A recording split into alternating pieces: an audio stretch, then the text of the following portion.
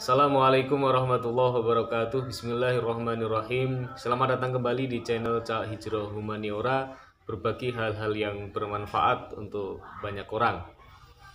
Saya sedikit akan menanggapi tentang kasus yang beberapa waktu yang lalu viral, penusukan yang terjadi pada Syekh Ali Jabir beberapa waktu yang lalu. Saya membaca beberapa berita di media yang menyatakan bahwa ternyata pihak kepolisian belum menemukan adanya indikasi bahwa pelaku terpapar paham radikalisme. Kemudian juga melalui olah TKP juga di berita itu dimunculkan tidak ditemukan data atau fakta bahwa pelaku terlibat paham radikalisme. Apapun bentuk kekerasan yang dilakukan oleh si pelaku, kekerasan adalah tetap kekerasan. Saya kira tindakan kekerasan terhadap ulama ini perlu jadi perhatian dan perlu mendapatkan tindakan dari aparat keamanan di negara ini agar memberikan efek jera kepada para pelaku yang sama melakukan tindakan-tindakan kekerasan. Bagaimanapun kekerasan atas nama apa saja itu kan tidak bisa dibenarkan, apalagi kekerasan atas nama agama itu sama sekali tidak dibenarkan. Karena tidak ada agama yang mengajarkan kekerasan kepada orang lain, apalagi penusukan dengan alasan apapun. Baik, saya ingin berkomentar sedikit bahwa meskipun pihak kepolisian tidak menemukan adanya jaringan radikalisme dari pelaku penusukan itu, saya mengingatkan bahwa 2019 tahun yang lalu ada mahasiswa dari Medan itu yang melakukan aksi terorisme di Polrestabes Medan tepatnya. Kemudian beberapa hasil survei Badan Intelijen, kemudian Badan Nasional Penanggulangan Terorisme itu menyatakan bahwa 20 hingga 30% mahasiswa di berbagai perguruan tinggi itu menyetujui tegaknya negara khilafah Islamiyah, kemudian siap untuk melakukan jihad atau aksi-aksi terorisme. Tentu ini sangat mengerikan bagi kita semua. Bagaimana bisa perguruan tinggi, tempatnya kaum terpelajar, itu bisa dimasuki paham-paham radikalisme, apalagi menyasar kepada para mahasiswa.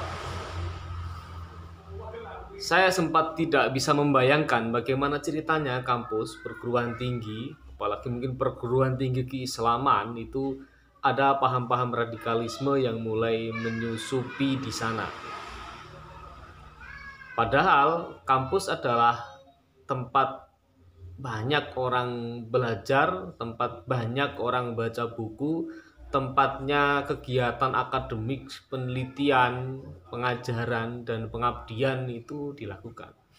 Jika paham-paham radikalisme ini sampai berjejaring di kampus, bahkan pahamnya bisa mempengaruhi kaum terpelajar setingkat mahasiswa, berarti perlu kewaspadaan yang luar biasa, apalagi di tingkat perguruan tinggi. Mungkin ditingkatkan salah satunya wawasan kebangsaan, wawasan Pancasila, kemudian menguatkan di setiap sudut-sudut kampus itu dengan kajian-kajian keislaman dan keagamaan yang ramah, yang santun kepada yang lain.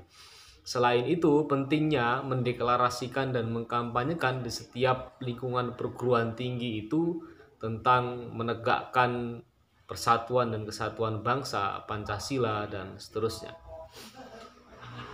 Tahun ini,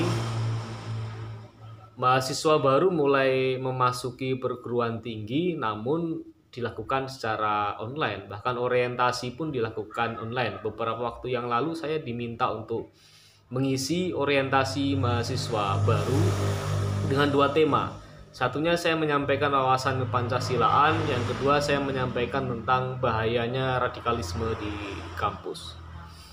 Dari 2 materi yang saya sampaikan, setidaknya saya memberikan gambaran dan memotivasi pada mahasiswa baru ketika nanti sudah masuk ke kampus yang dia pilih. Tentu pergaulannya sudah semakin luas, bergaul dengan banyak mahasiswa lain dari beragam daerah. Tentu pada posisi itu implementasikan nilai-nilai Pancasila dalam pergaulan-pergaulan di kampus, saling menghargai, saling menghormati, dan seterusnya. Kenapa perlu menginternalisasi nilai-nilai Pancasila itu dalam pergaulan di kampus? Karena untuk menginternalisasi dan mengimplementasi Pancasila itu harus dimulai dari pergaulan sehari-hari.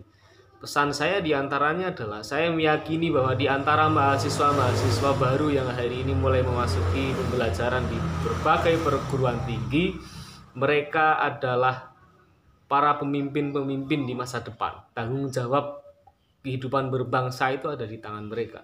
Kalau sejak dini tidak dilakukan pembiasaan, mengimplementasikan nilai-nilai Pancasila, kelak kalau mahasiswa-mahasiswa ini di masa yang akan datang memiliki posisi-posisi penting, jabatan-jabatan penting atau jabatan publik, mereka sudah terbiasa dengan nilai-nilai Pancasila, dengan tidak melakukan hal-hal yang merugikan tanah air tentunya.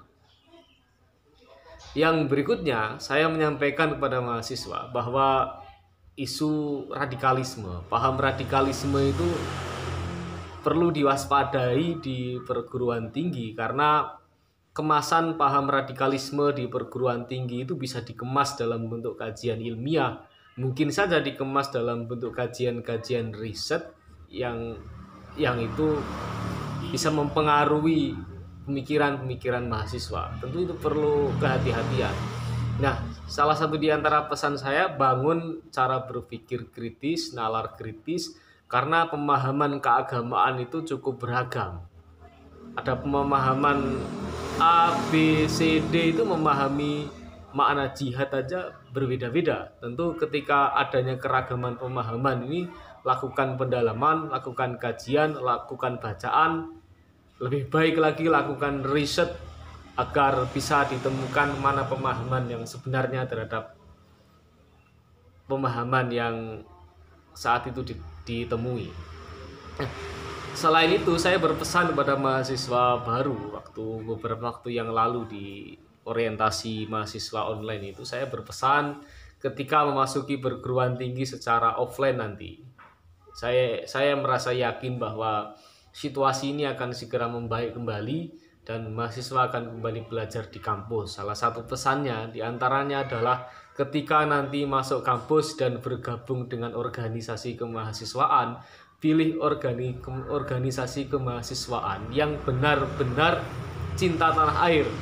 Pilih organisasi kemahasiswaan yang benar-benar menginternalisasikan nilai Pancasila di dalam kehidupan keorganisasian.